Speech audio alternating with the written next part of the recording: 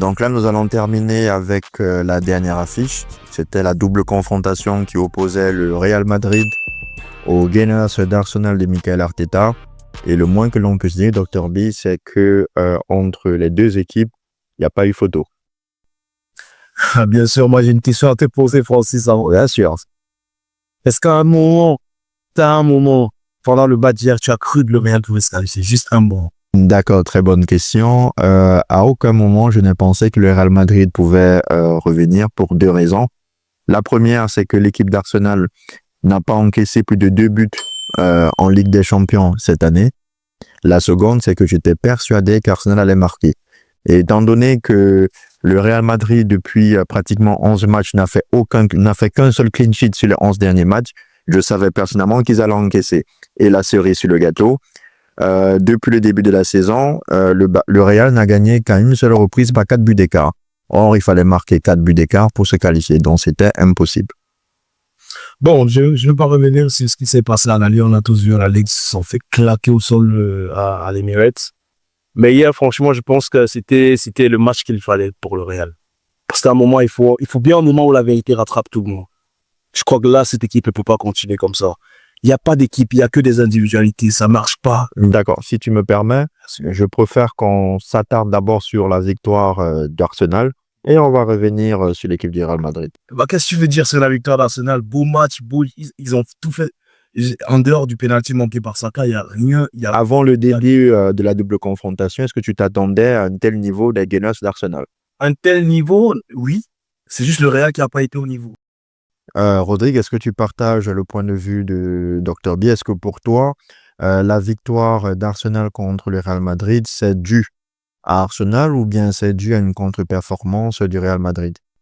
Je dirais les deux. Je dirais les deux. Pour la simple et bonne et unique raison que c'est quand même du Real de Madrid qu'on parle du Grand Real.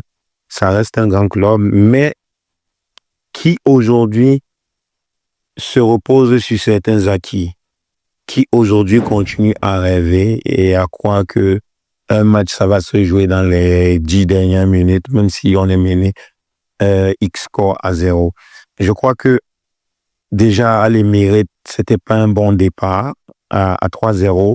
Nous tous, on a rêvé que le Real se qualifie. Hier, au bout de 20 minutes de jeu, on a 10 tirs pour le Real, 0 tir cadré. Ça tire beaucoup, mais ça ne trouve pas le chemin des filets, ça ne trouve pas le cadre. Donc, il faut dire que c'est une équipe qui ne joue pas au foot, qui ne joue pas au ballon. Il n'y a pas de plan de jeu. Ils jouent au Ndoshi, c'est ça? Oui. C'est une équipe qui, comment dirais-je, comme on dit au Cameroun, le fighting spirit, qui espère se qualifier en fonction de ses espoirs passés champions. Ils ont gagné 15 Ligue des Champions en jouant. Donc, ça joue pas au foot. Ceux qui ne le savent pas, le Ndoshi, c'est un jeu camerounais. Non, ça joue pas au foot. Ça joue pas au foot actuellement. Le Real, ça joue pas. Ça joue vraiment pas. C'est pitoyable. Et maintenant, pour revenir, Arsenal, ça a bien déroulé. Arsenal, ça joue bien. C'est l'école Guardiola avec Arteta. C'est quasiment du tiki-taka. Vous avez Martinelli qui est très bien trouvé dans les espaces. Saliba, on n'en parle pas assez. C'est très costaud en défense. Donc, le meilleur défenseur du monde. Donc, il était logique que hier, au Bernabéu, que le Real soit face à ses vrais démons. D'accord. Moi, je suis assez étonné de votre vision. Pour moi, Arsenal était largement supérieur au Real Madrid. Pour moi, le Real Madrid a donné son maximum contre Arsenal. Peu importe le nombre de Ligue des Champions, il ne pouvait absolument rien faire contre cette équipe d'Arsenal. C'est une équipe avec Mikel Arteta qui travaille, qui ne cesse de progresser. De la même veine que le FC Barcelone qui a terminé en quart de finale l'année dernière et qui maintenant en demi-finale. Arsenal, ça fait 3 années consécutives qu'ils luttent pour le titre en Première Ligue. Ils ont terminé l'année dernière éliminés par le Bayern de Munich et il a fallu un grand Bayern pour les éliminer. Et là, pour moi, le symbole du travail des Gunners d'Arsenal, c'est le match aller. Beaucoup de gens se sont attardés sur le score, mais pour moi, ce score symbolise le travail.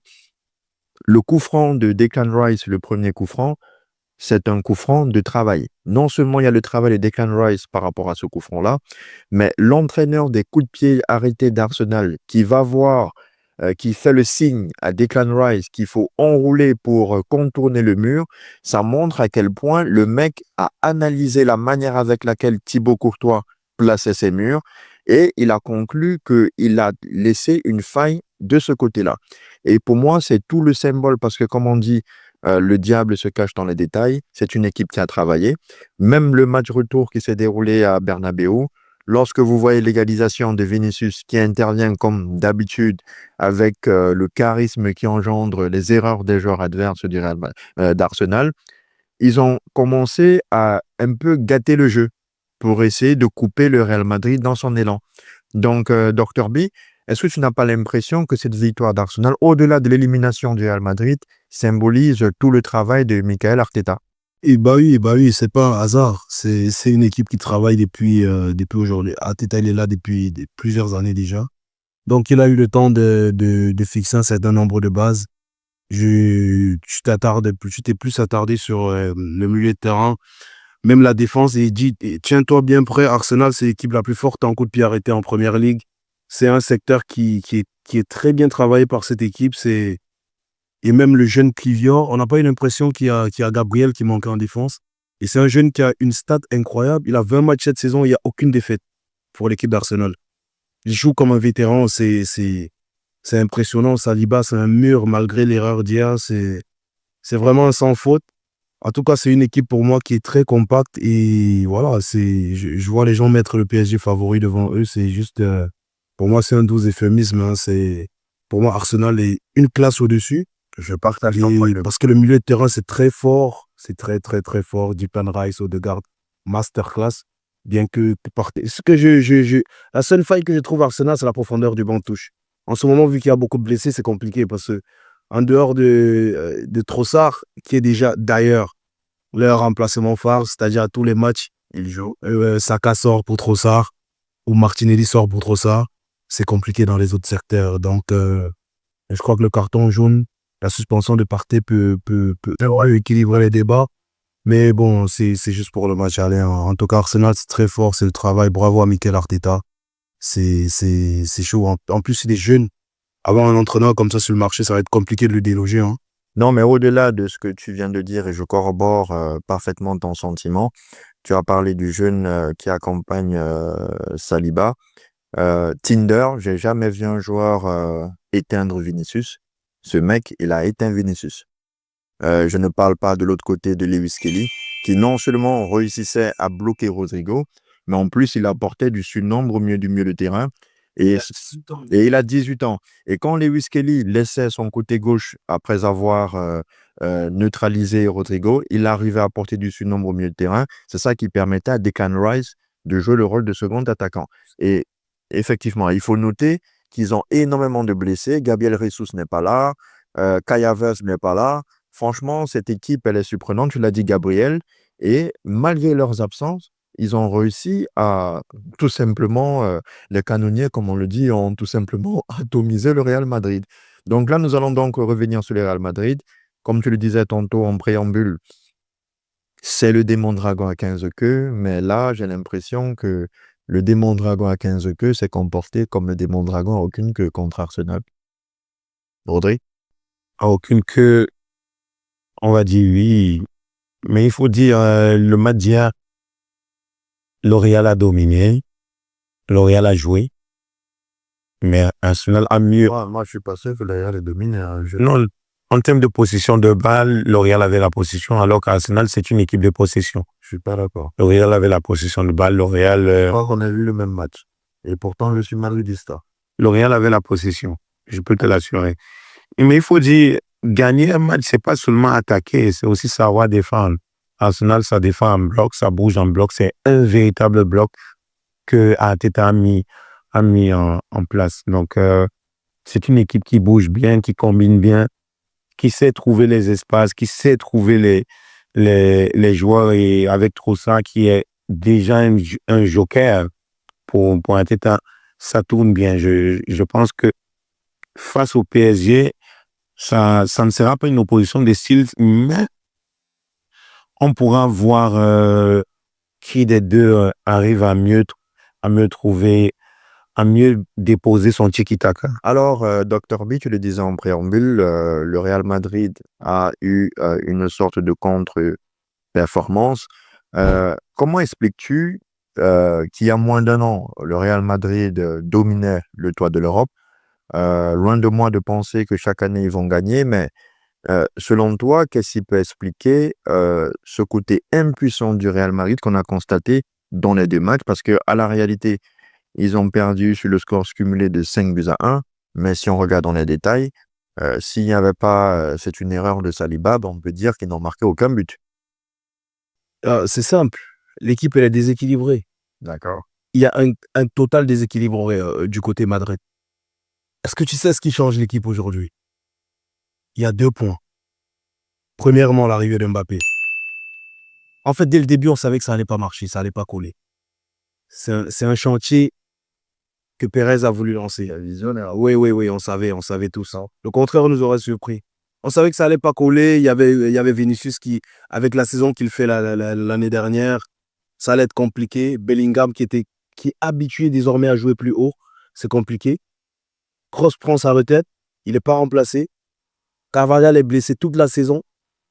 Parce qu'il faut le dire, le Carvajal en défense, c'est pas pareil avec Lucas Vazquez. Hein. C'est pas du tout pareil. Kroos n'est pas remplacé parce que voilà. Il est quatrième au Ballon d'Or. Ouais, Je me trompe pas. ouais, exactement. Donc Pérez, il a fait son choix, il a choisi d'investir sur Mbappé et pas remplacer Kroos. Voilà, l'équipe elle est déséquilibrée, ça peut pas marcher. Ça peut pas marcher comme ça. Donc quand tu me demandes qu'est-ce qui change entre la saison dernière où ils sont champions et cette saison, bah, je te donne les changements. Parce que pour rééquilibrer cette équipe à minima, il faudra que Bellingham revienne dans son poste de prédilection box-to-box, qu'il n'acceptera pas, parce qu'il pense qu'il a prouvé aujourd'hui qu'il peut être un grand joueur en étant offensif. Il ne voit pas pourquoi il fera le sale boulot pour les 3 de devant. Ouais. Donc c'est complètement déséquilibré. C'est une équipe qu'il va falloir rebâtir. Il va falloir remplacer les tauliers. Surtout au milieu de terrain avec Kroos, il va falloir le remplacer. Quand tu te tiens dans un match où tu es obligé de faire jouer Valverde en latéral, ça apporte voilà, tout ce qu'il peut apporter dans un milieu de terrain, voilà, tu t'en prives. D'accord, je tiens à préciser que Valverde a débuté le match en tant que milieu de terrain. Ouais. Mais eu égard de la sortie de Lucas Vazquez, il n'est déjà pas un latéral. Ben voilà. Il est clair qu'il y a eu un souci au niveau du renouvellement. Voilà, donc tu te prives de Valverde au milieu de terrain et Ceballos, voilà, c'est pas trop ça parce qu'il revient de blessure. Et fait, c'est compliqué. Face à une équipe aussi intense, qui met autant d'intensité qu'Arsenal, je peux pas t'en sortir. Rodri, quel est ton regard sur le fiasco du Real Madrid contre Arsenal? Comment expliques-tu? Même question que Dr B, qu'à moins d'une année d'intervalle, on a vu une équipe qui a dominé le toit de l'Europe. Je tiens à préciser que l'année dernière, le Real Madrid, toute compétition confondue, c'est juste 2 défaites contre le même adversaire, Atlético de Madrid. Et là, c'était la 12e défaite, toute compétition confondue du Real Madrid, dont la 6e en Ligue des Champions. 10 défaites en plus que l'année dernière. C'est pas un effectif qui a considérablement changé. Et je pense que c'est ça le problème. Le Real est connu pour savoir renouveler ses effectifs, savoir incorporer de nouveaux joueurs. Mais là, on est parti sur un achat qui va payer dans les années à venir. Cet achat va payer l'arrivée de Mbappé. Mais pour cette année, je ne pense pas que c'était de Mbappé dont le Real avait besoin. Avec un Kroos qui était un taulier de cet effectif qui est parti en retraite, il fallait le remplacer qualitativement et même numériquement d'abord et puis ensuite qualitativement. Chose qui n'a pas été faite. Donc aujourd'hui, ça paye cash au niveau. Il y a aussi un point d'ego qui fait en sorte que aujourd'hui ça crée un déséquilibre dans la gestion de l'équipe, dans la façon de se mouvoir au niveau du terrain. Vinicius, Mbappé et Rodrigo aussi qui n'est pas en reste. Mais je crois qu'on oublie le jeune Henrik qui, pour lui, mérite sa place parce qu'il bute énormément. D'accord, donc pour toi, Hendrik doit être titulaire devant Kylian Mbappé? Peut-être pour un coup de gueule, on aurait mis Henrik titulaire à un moment donné. histoire de booster cet effectif, de cogner ces leaders-là, afin qu'ils se disent que L'Oréal reste que L'Oréal avant leur guerre d'égo.